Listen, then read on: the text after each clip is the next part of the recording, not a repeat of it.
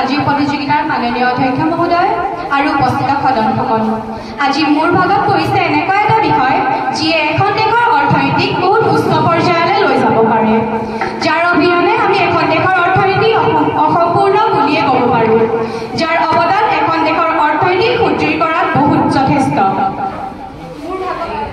মোৰ ভাগত যি বিষয় পৰিছে সেই বিষয়টো দুটা ভাগত ভগাব পাৰি, নৱীকৰণযোগ্য আৰু অনৱীকৰণযোগ্য।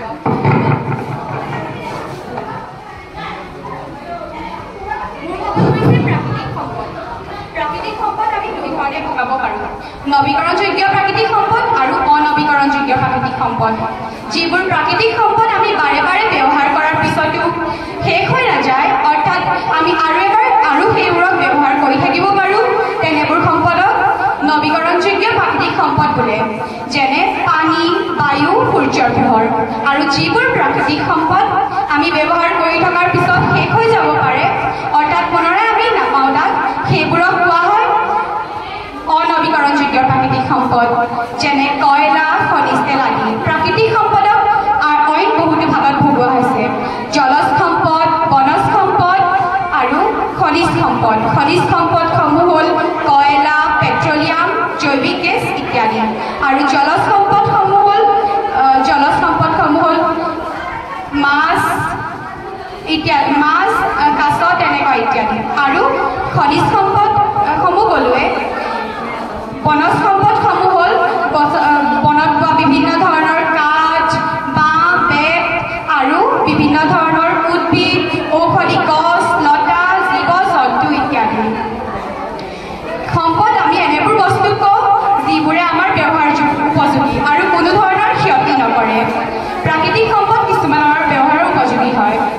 আৰু আমি প্ৰাকৃতিক সম্পদক আৰু তিনিটা ভাগত ভগাব পাৰোঁ, ৰোধক সামগ্ৰী, যিবোৰ সামগ্ৰী আমাৰ অপকাৰ কৰে, আৰু নিষ্ক্ৰিয় সামগ্ৰী, যিবোৰ সামগ্ৰী আমাৰ উপকাৰো নকৰে আৰু অপকাৰো নকৰে, আৰু সম্পদ, যিবোৰে আমাৰ মাথো উপকাৰ কৰে আৰু আমি সেইবোৰক ব্যৱহাৰ কৰোঁ। মোৰ ভাগত পৰিছে প্ৰাকৃতিক সম্পদ। প্ৰাকৃতিক সম্পদ বহু ধৰণৰ, যেনে বিভিন্ন ধৰণৰ গছ, লতা, ঔষধি গছ, কাঠ ইত্যাদি। আমাৰ কাঠবোৰৰ ভিতৰত প্ৰাকৃতিক সম্পদত পৰে গমাৰি কাঠ ইত্যাদি। আৰু আমাৰ ঔষধি গছৰ ভিতৰত বিভিন্ন ধৰণৰ বনস্পতি গছ, তুলসী গছ ইত্যাদি পৰে। আৰু প্ৰাকৃতিক সম্পদ আমাৰ বাবে বহুতেই জৰুৰী, যিয়ে আমাৰ দেশক অৰ্থনৈতিক সুদৃঢ় কৰিব পাৰে। অৰ্থনীতি উচ্চ পৰ্যায়লৈ লৈ যোৱাত প্ৰাকৃতিক সম্পদৰ গুৰুত্ব সৰ্বাধিক। আমাৰ দেশ ভাৰততো প্ৰাকৃতিক সম্পদৰ কাৰণে বহুত চহকী। অসম আৰু সম্পূৰ্ণ উত্তৰ পূৰ্বাঞ্চলো প্ৰাকৃতিক সম্পদৰ কাৰণে চহকী। আৰু এখন প্ৰাকৃতিক সম্পদৰ কাৰণে চহকী দেশ হ'ল ব্ৰাজিল। অষ্ট্ৰেলিয়াও প্ৰাকৃতিক সম্পদৰ কাৰণে চহকী, কাৰণ অষ্ট্ৰেলিয়াত